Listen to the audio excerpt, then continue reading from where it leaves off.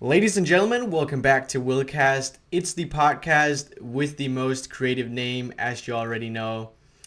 Thank you for tuning in, listening, subscribing, commenting, all that good stuff. I appreciate it. Today, Alan, you're with us. How are you, Alan?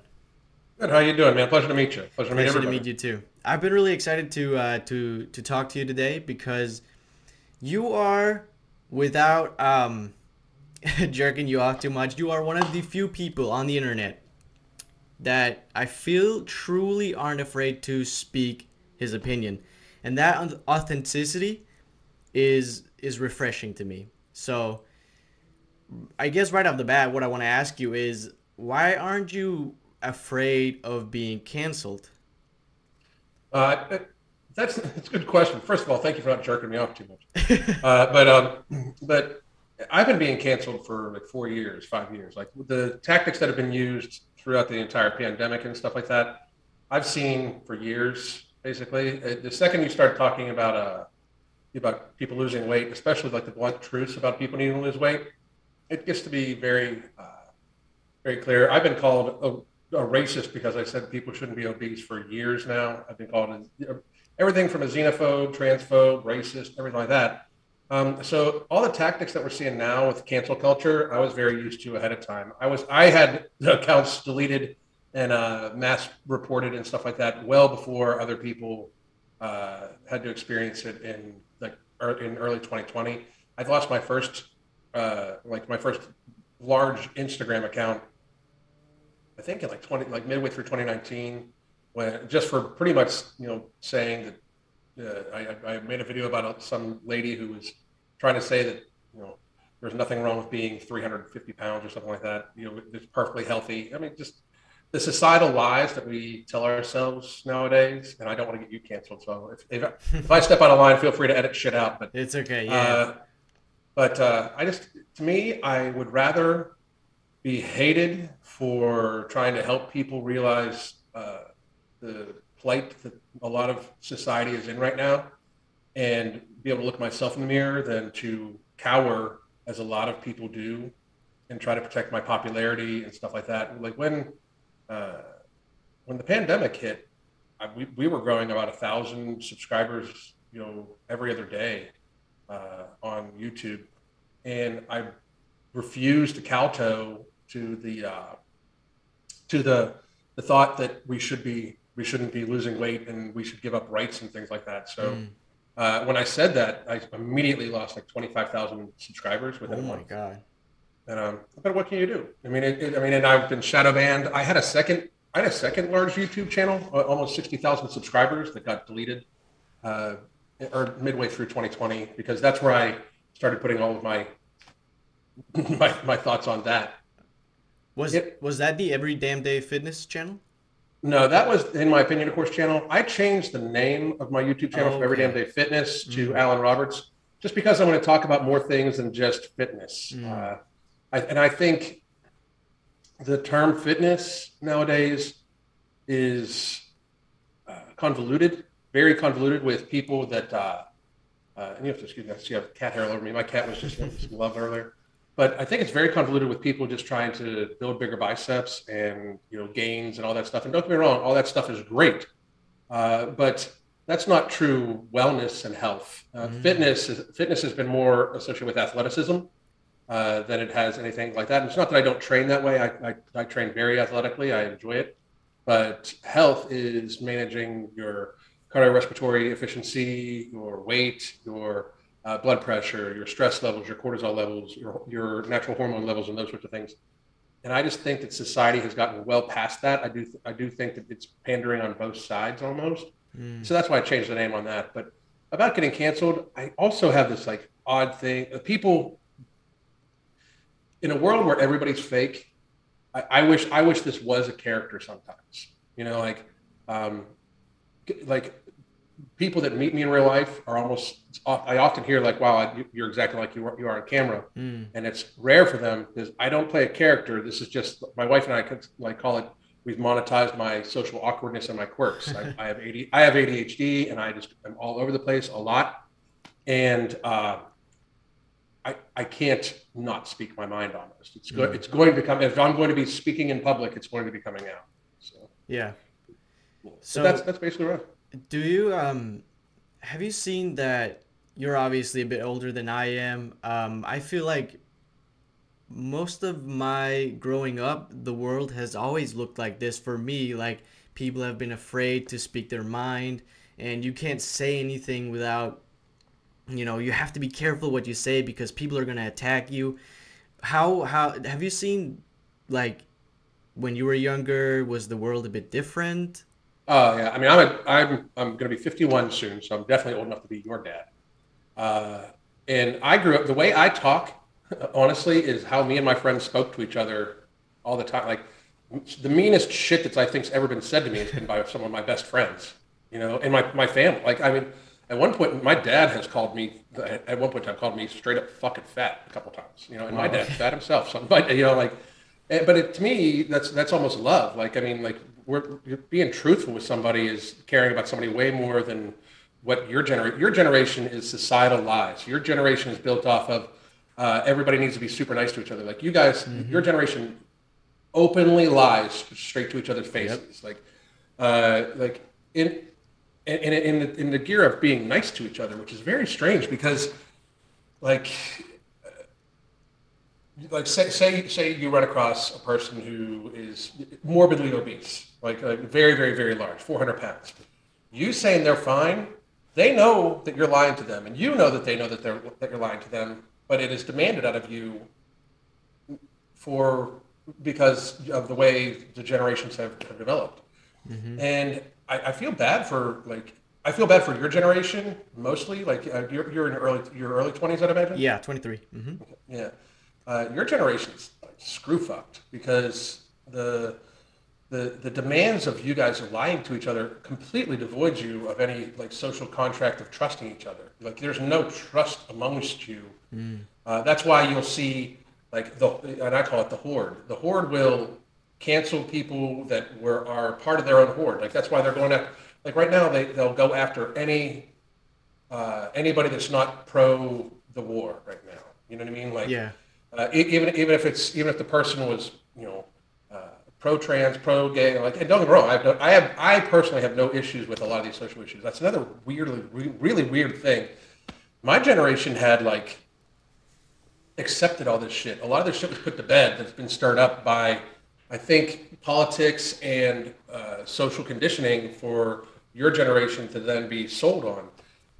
Like homosexuality was kind of like most of my generation has been like, why the fuck aren't we already there? Like, I don't know if you're too young to remember, you probably are, but Obama was against gay marriage for a long time. He just came Wow. out against, he came out pro gay marriage towards the very end of his terms. And a lot of people seem to forget that, but he was very against gay marriage for a long time. Hmm. I didn't And actually know that. oh, you did not? No, No. it was only in his second term, towards the end of it, that he like said like we should allow these people to get married. And Wow. married, Okay. like who? Oh yeah, like it's and this is all stuff that again like and I challenge everybody to this. Anytime I ever say something, I challenge anybody to please do the research, go back and look up whatever I say, because to me that's knowledge. If you can prove me wrong, I'm great, absolutely. Mm. But I normally try to stay well in the realms of facts, data, statistics, that sort of thing too. But I just find it very odd because I know that we were waiting for them to get there faster. Like, just like, let's put this shit to bed. I grew up listening to artists like Queen and, and like we had prominent gay people in the forefront of society. I didn't understand, like, like actual people from my generation, we don't give a shit. Mm. Like, love who you want to love, leave me alone. Like, my generation wants to be left the fuck alone. Yeah. More than anything, like, we just want to be left alone. Leave me alone to have to do my thing. And your generation's very not that way. They need people to agree with them, whether Mm-hmm. it affects them or not. And I find that just so strange. This is something I think about often, and I just can't figure out why the world is this way. Like, how did Well, it it's come easy. about? In my mind, it's easy manipulation. Like the more hypersensitive people are to every little thing, the easier it is to be guided. I mean, if you look at Mm. media right now, we used to have news. Now we have media. And that's the big difference. News is just the reporting of the facts, and then people base their opinion based on the facts, which is what should happen. That's how people have informed consent and informed opinion. Now we don't have informed opinion. We have guided thought. And that is a very seriously poor aspect of society, but that's what you guys have grown up on. And my generation is the generation that allowed it to happen. That is, it is unfortunate. And it happened because we just didn't give a fuck. Like, we just wanted to be left the fuck alone, you know? And because of that, we weren't paying attention, I guess. And now the media can literally tell people, here's what you should believe in. Here's what the problem is. And somehow or another, we've gotten to the point where we think that people don't have rights. Like people that are for trans rights, what rights don't they have? You know, I don't understand that, you know, like if we're talking like, I've had people tell me the right to cross the street without being made fun of. Fuck, I'd like that right myself. You know, like, I mean, that's never happened to me. People say shit about me all the time. And they say, I mean, everything from my appearance, my tattoos, how I talk, like all that stuff. And you know what I do? I laugh. I don't fucking care. You know, I just don't think your generation has that capacity. Everything is so hypersensitive. A huge portion of that also comes from a lot of you motherfuckers have never been slapped in the face really fucking hard for shit you said. Like, I grew up in a generation where if you wanted to say shit to somebody, you said it to their face, and there was always the option of them kicking your fucking ass if they could, you know? You guys don't have that because the way social media is, you can say whatever you want. And I just as you put out, I am a very divisive person, and I say whatever comes to my fucking mind. I have yet to have anybody confront me in person. Ever. And it's not like I don't get recognized fairly often. I'm a rather distinct looking human being, especially with the tattoos, you know what I mean? And I have yet to have anybody approach me and like start like saying shit to my face ever, you know? I think because people know that like, I have bail money, you know, and I'm too old and too stubborn and too fucking crazy to just not say my piece. So I'll say my piece back. And if I don't think anything should get to aggressiveness, especially with the words. That's where it's fucking crazy. Yeah. Like physical violence because of words. Are you fucking kidding me? I agree completely. That shows you're a fucking cowardly pussy. You know, if words hurt you, it's fucking terrible. I mean, you guys have safe spaces. Like, there's no, like, what's safe space? Yeah. Like, what the fuck is that?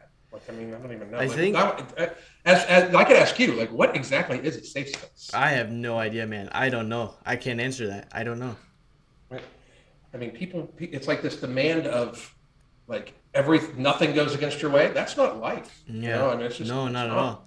I think going back to what you said about media manipulation, there's this saying that people like to hear good things about bad habits. I think that might be like why the world is turning the way it is, because people are choosing the easy options, right? I agree. I mean, nobody wants to face the reality of their actions. Yeah. You know, I was once very obese, 270, 280 pounds. And even in my mind, I had convinced myself that I was doing it just to get stronger and power lift and all that stuff. And I had convinced myself that it was okay. And that was during the time in fitness. That was about 6 years ago, when fitness was all about the powerlifting, all about how heavy you could lift, right? So in my mind, like, everybody around me is trying to gain weight and get stronger, and that's the only thing that mattered. And then all of a sudden, I almost, like, I couldn't sleep. I was getting sleep apnea. I was having to hold my breath to tie my shoes. And my wife and I realized it's time to make a change. You know, it's time to get healthy, because it's a societal lie I was allowing myself to believe. It was a societal lie that I was literally like convincing myself I was fine when I wasn't. And I just think it's easy, especially in a society that protects, like, they protect people that make poor choices. Like, people that make poor choices about their health get protected. People that make poor choices about their careers, they get protected. And that's just not actual existence. At some point in time, we'll reach a tipping point. And for health, we have already reached a tipping point. We're actually past it, you know, right now.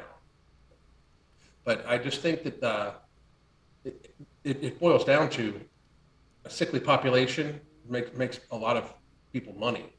And the media is not news again, it's media. So they make money off of advertising. Advertising more eyes get on advertising by drama and by like terror than happy shit.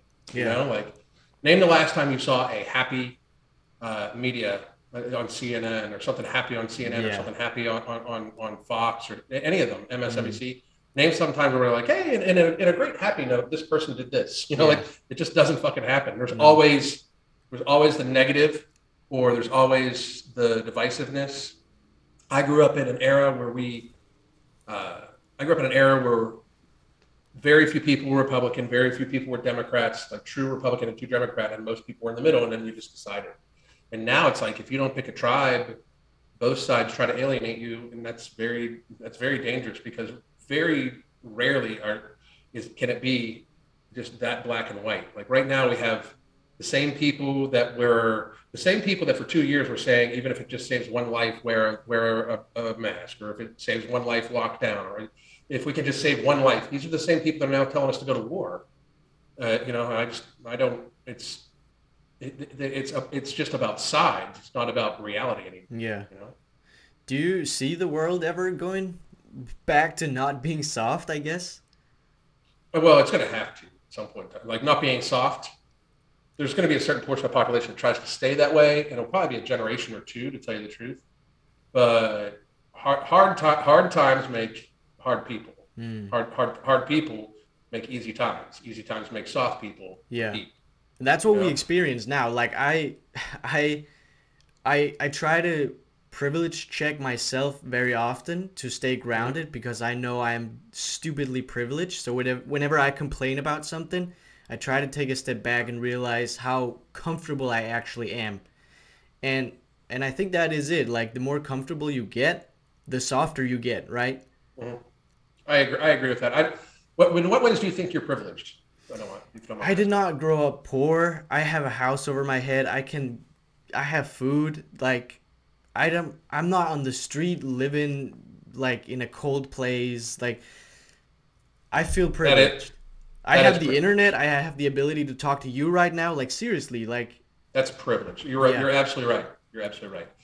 The problem is people have confused that type of privilege with. I mean, like people think privilege is like the white privilege thing.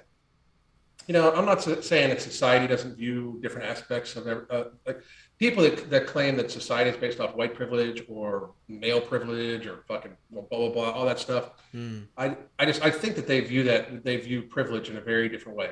Like America, if you live in America, you're one of the most privileged people on the planet to fucking begin with. You know what I mean? Like if you live, and then, like you said, if you live with a roof over your head, if you live like all that stuff, you're privileged. Privileged. mm-hmm. There's a lot of people around the world that are starving to death, wondering when their next meal is coming from. Yeah. Like right, like we have this thing where it's like, especially for what I do, and something I've been talking about a lot lately is like obesity in of itself. Like to be morbidly obese, to eat yourself to morbid obesity, is abject privilege. Yeah. Like just so like, and people that think it's not have never been other places in the world where that is not a possibility. Mm, Like I mean, there's places in the world where being obese is just not possible. Go to some places in Africa, some places even in Europe. Like there is not, it is not a possibility. mm-hmm. It is for the very privileged people of that country to become even overweight, to be able to get enough food, procure enough food, eat that food, and have still have a roof over your head and everything like that. That is just privilege beyond privilege. People Yeah. don't get it. I agree. I just think that you're like the generations coming up.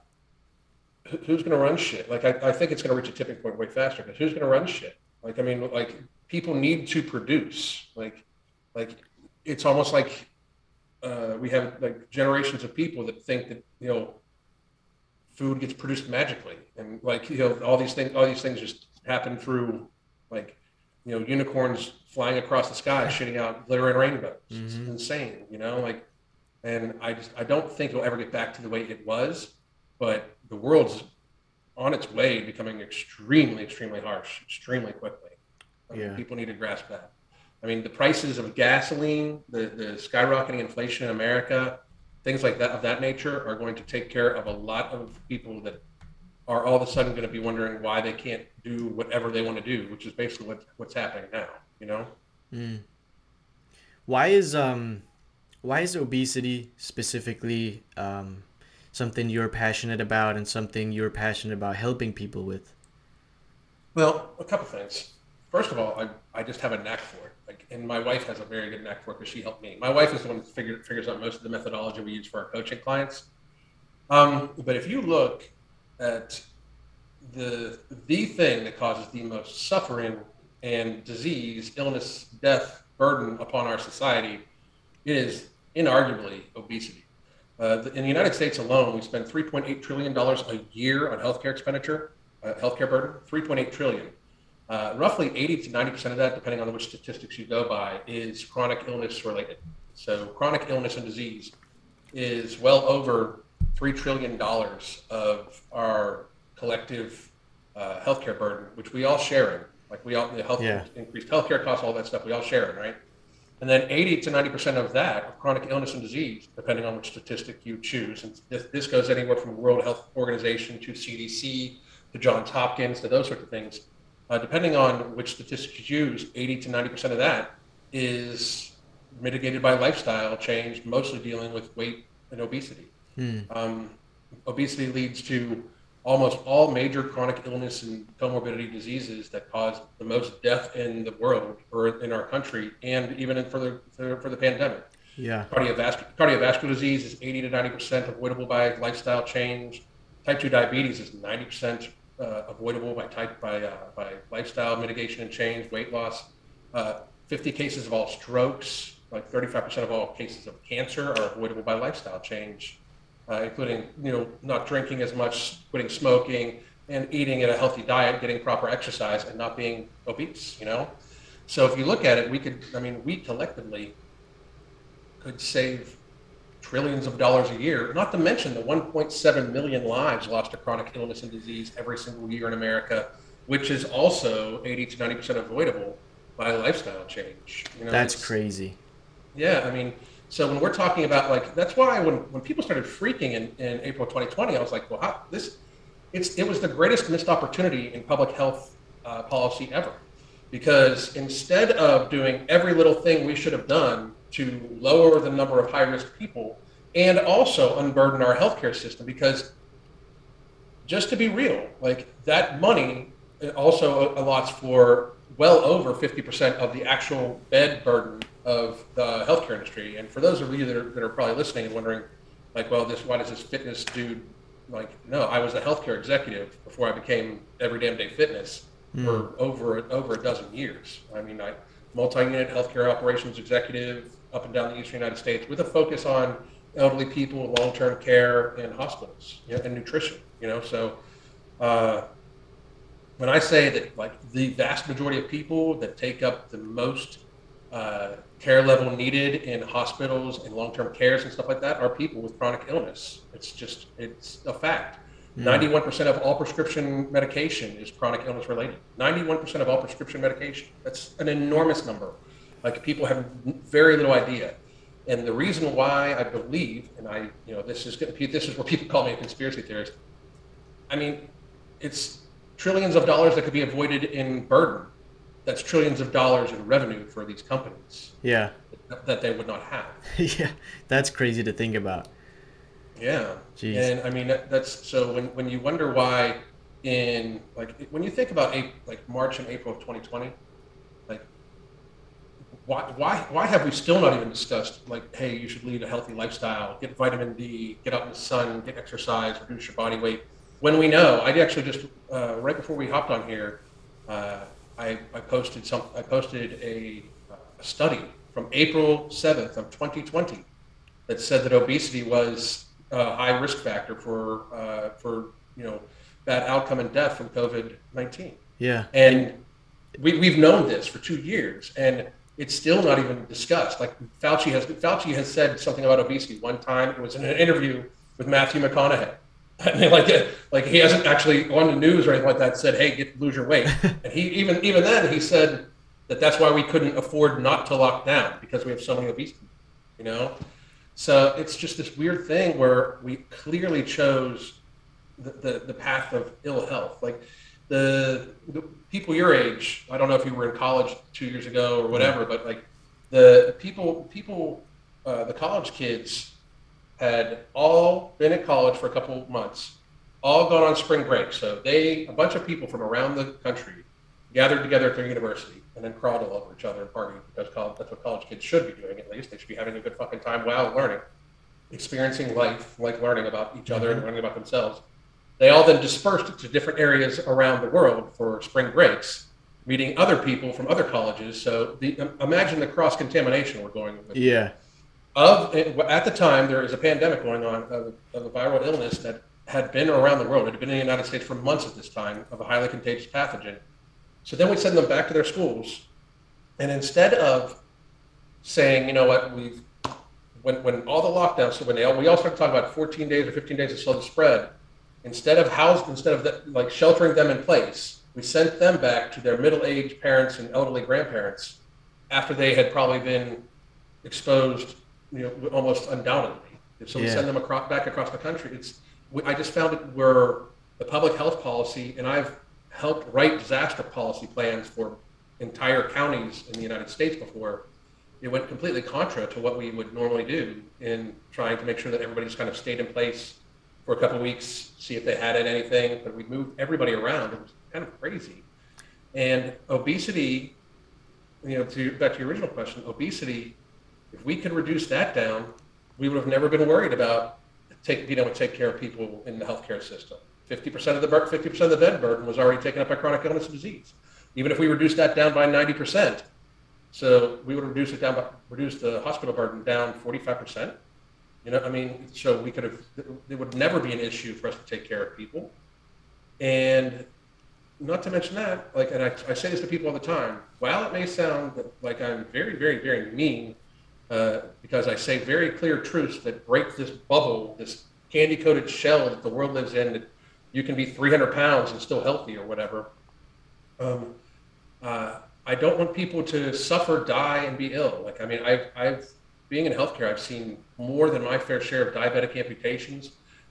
Anybody that's never, if you've never smelled necrosis of the feet or necrotizing fasciitis in between skin folds of an obese person. If you've never been able to smell the rot of flesh that is, maybe that's why you think I'm mean. But trust me on this: if me saying something that hurts you a little bit and makes you cry, that's way better than them having to cut off your legs, or you dying from an infection between your skin folds that actually eats your flesh away in a very painful manner. It's this thing where there's me and a few other people that are I think that are okay with it. There's lots more now that the truth is coming out about the pandemic, I believe. But for a long time, I felt there was just me and a few other people that were just like, look, this is not fucking sustainable. Mm-hmm. We actually have people a cover 3 years ago, on Shape magazine, was Tess Holliday saying fit and healthy at 300 pounds. Or so, what the fuck? Yeah. Why openly lie to people?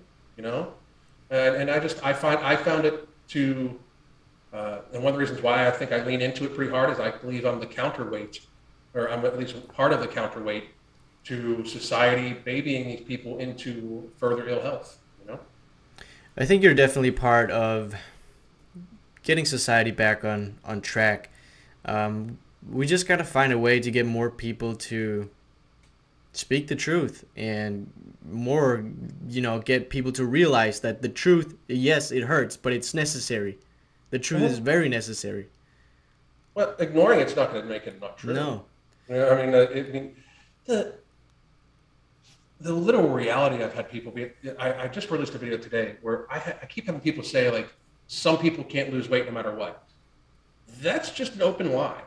If you are that person, I do, and I said this on the video that I released today on my YouTube channel, but if you're a person that literally openly claims that no matter how little you eat, you cannot lose weight, I would like to speak to you personally.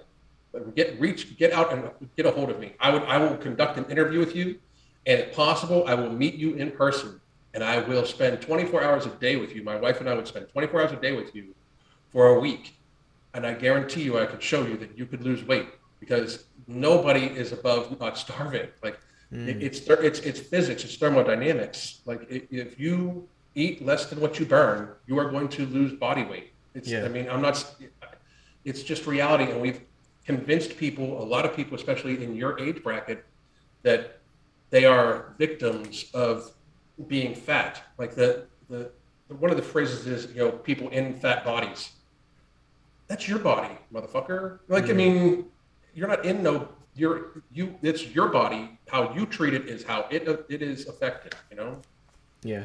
I hope that, you know, I, a huge, like, we have societal lies being told and propagated by even social media. Like, I am openly suppressed on almost all versions of social media. This conversation you and I are having is probably going to be somewhat suppressed also, Probably. because because they don't like. I believe that social media does not want people to in any way move away from the consumption that does lead to obesity, and then therefore does lead to 91% of all the pharmaceutical, okay, prescriptions. Yeah. Consumption, the overconsumption that leads to obesity, that leads to illness, fuels a lot of industries, not just not just the healthcare industry, but when you think about the sugar industry, the fast food industry, the soda industry, all these multi-billion-dollar industries are fueled by illness and consumption and overconsumption. It's crazy. Why do you think like why do you think America specifically is so hit by obesity? Because I mean, we love to consider ourselves victims, first of all. But secondly, I think we are in we are the most convenience driven society.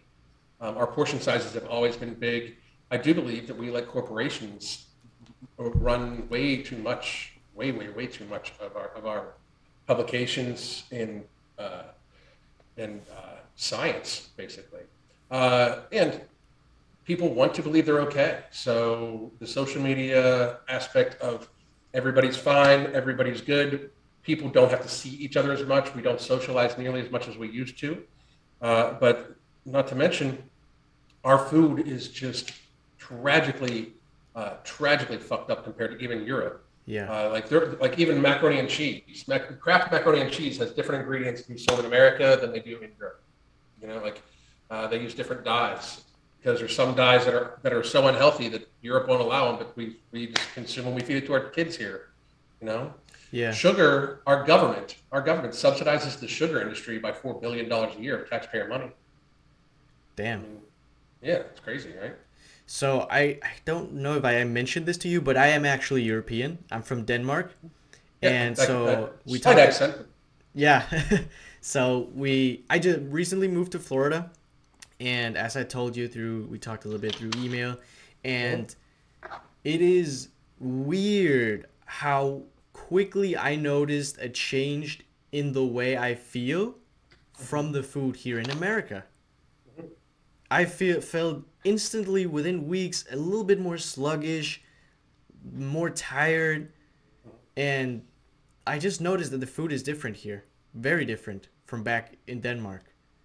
I tried very much. You were probably eating more whole foods back in Denmark too. I tried very, Yeah. very much to eat vegetables, fruit, and protein meat products. Specifically, I eat very few ultra processed carbohydrates. I view as only for pleasure. Mm. Sugar, I treat like it's alcohol, like with the same care as alcohol. You know what I mean? Like, and I think in society should absolutely view sugar as a drug. It's an addictive substance. I have multiple different examples of how it's addictive. I mean, it is a refined form of a substance that enters your bloodstream quickly, produces a pleasure response in the brain, and then it also has other biological effects, making you want more and more and more of it. The person will seek out more and more and more of it, even if it negatively affects their life.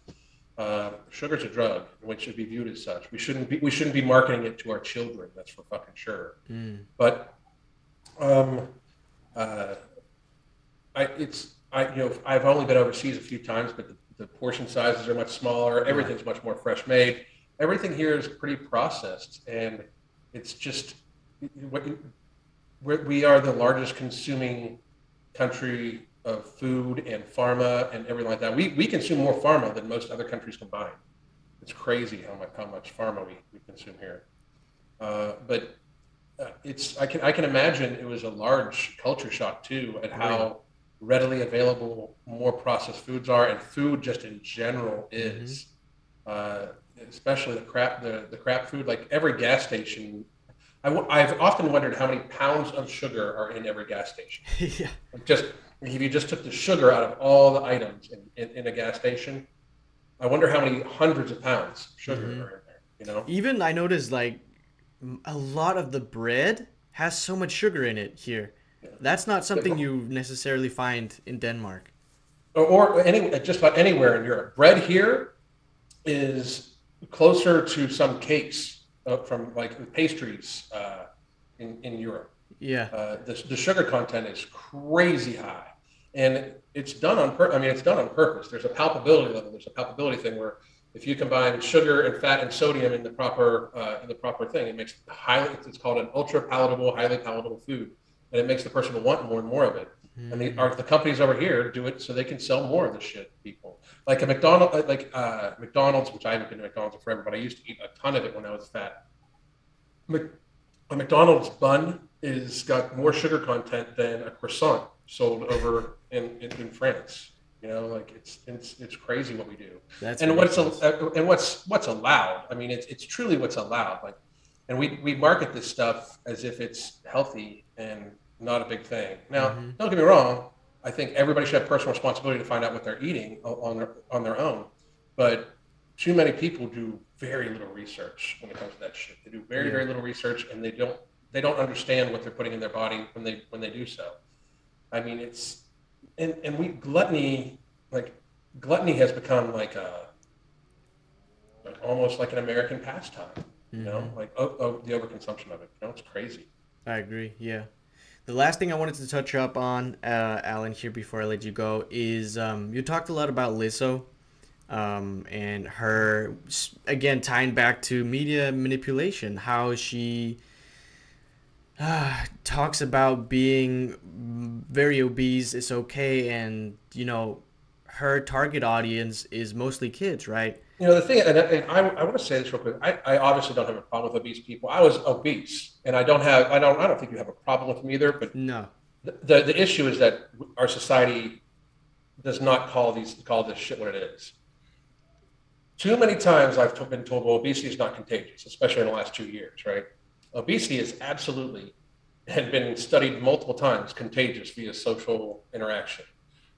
Families that are obese normally have obese children. Obesity is actually even more technically contagious by social influence, and we literally call these people influencers. Like she is an Yeah. influencer on Mm-hmm. many social media platforms. So what the fuck do people think she's influencing? She's influencing people to eat the way she eats, act the way she acts, dress the way she dresses, buy the products she buys, eat the food she eats in the way she eats it. And Yeah. I mean, it's just not an argument that is actually plausible. You can't argue against it because we literally call them influencers. She is paid to present products and things like that to other people. I mean, I do sponsored ads myself because they think I'll influence people to purchase their items. Mm-hmm. It's reality, and I just think reached a stage where the social media platforms are about money and they use their terms of service agreement more as a loose way of manipulating the audience to be able to uh, push their ad revenue higher. For instance, like there's Lizzo, there's also like the mukbang channels, people that eat egregious amounts of food on YouTube. Mm-hmm. That is very clearly against the terms of service agreement of YouTube. Like 100%, it is binge eating behavior. And it is self harm. Watching a 400-pound person engorge themselves with pounds of food is self harm. I would love to hear anybody argue differently because that's just not it's not a realistic thing. And as a person with binge eating disorder, because I am a binge eater, like it is very. I mean, I have a hard time watching them because it like almost makes me want to binge. And I'm sure that does for many people that watch. It is eating disorder behavior. It is self harm. It's against the terms of service agreement on almost every social media platform. But yet, not only is it allowed on the platforms, it is highly in the suggested feed, and it is always monetized with multiple premium ads. I mean, it's normally the fast food ads and the pizza ads and those sorts of ads, and then there's the drug ads that normally come on it because their person's going to need some drugs at some point in time to deal with the issues. And then to make it even crazier, like I understand that sometimes I get my videos taken down and demonetized just by the way I speak. I do swear a lot. It's part of my personality and part of what my audience expects. But when you see other people discuss how negative it is, and then you see their videos are massively suppressed and demonetized for speaking out against those things, when in fact the actual thing that's against their terms of service agreement is promoted and monetized and rewarded. I mean, it just makes it so it's very clear that the social media platforms are going to choose who's going to make them the most money. Yep. And that explains Lizzo. Like, it's to watch people call these people queen and everything like that, and like people like her and Tess Holiday and this Nikado Avocado guy on YouTube and everything like that. Like watching these people eat themselves into ill health is tragic alone, yet alone the fact that it's promoted and their audience pushes them more towards it, and the platform they're on pushes them for it also. Yeah. I just think that if we want to have a realistic conversation about all this stuff, we're going to eventually have to have a realistic conversation with how negative it actually is for our society. But we are still at a stage where if you say that being fat is bad for you, people like accuse you of having some sort of phobia. Like there's something wrong with you. Like you're just afraid of fat people. Like technically, I was a fat person, and I'm terrified of that motherfucker. I never want to be that fat again, ever in my life, because I was in fact sick. I had sleep apnea. I had to hold my breath to tie my shoes. I felt like shit. My arthritis was in a bad way. And now I feel like I'm 25 years old compared to then. I'm 50 years old now. I feel like I'm 25. When just like 5 or 6 years ago, when I was 270, 280 pounds, I felt like I was 70, Yeah. And it's just a strange thing that we go about in our society, that we have somehow made it so like these people want to deny that this is ill for them, and it does normalize it. Like obesity has already been normalized. Nobody can tell me any different. Like that was another thing probably crazy for you when you moved over here, is like you say you live in Florida, you probably went to the beaches here compared to the beaches over where you're from. I mean, it is crazy. People look different. Yeah. Mm-hmm. People look fat. You're being very nice. People look very fat here, and the amount of like people are just, I mean, they don't really realize it. We've reached a stage like where like you'll see somebody say, well, that person's not obese. Like, yeah, they are. Like, I mean, a 250-pound man is obese. Like, I mean, even if he's 5'10", 6 feet tall, 230, 240-pound man is obese. Like, very, very obese. It's just reached a stage where we don't think 300 pounds enough, that's obese. No, like most dudes, like I'm about 5'9", 5'10", depending on my disc degeneration going on my back. But I'm like 5'9", 5'10". I go about 190 pounds. I'm a big man. Like, I mean, and I'm not tooting my own horn because I've been much, much, much bigger than this, but I've got big ass shoulders. I wear a 50 regular jacket. Like I've been an athlete most of my life, or trained like an athlete most of my life, and I've lifted heavy weight for 35 years. I'm a large guy still. Like even when I'm fully dieted down, I'm about 180 pounds, and I'm still much larger than most guys I see. Most guys that are 5'10" should weigh about 165 pounds. Like to think that a 240-pound guy that's 5'10" is not fat or obese is pretty crazy, but that's the stage we're at right now. Like you're technically skinny. Like you're probably you're at a healthy weight, but people would consider you skinny, like almost too skinny. You know what I mean? It's crazy. Yeah. Alan, thank you so much for coming on and talking to me. It was a pleasure for sure. Man, it was a pleasure. We got to do it again sometime, and I'll reach back out to you. Let me know when this gets publicized. I'll shoot it out everywhere. Okay. Of course. So where can people find you? I'm Alan Roberts on YouTube. I'm the MFing. That's the MFINGCOO on both Instagram and Twitter. And TikTok, it depends on the week. They delete my channels all the time. And Facebook, it's Every Damn Day Fitness. So they won't let me change the name. So, all right. Pleasure, thank you much, man. Pleasure. My pleasure. Bye.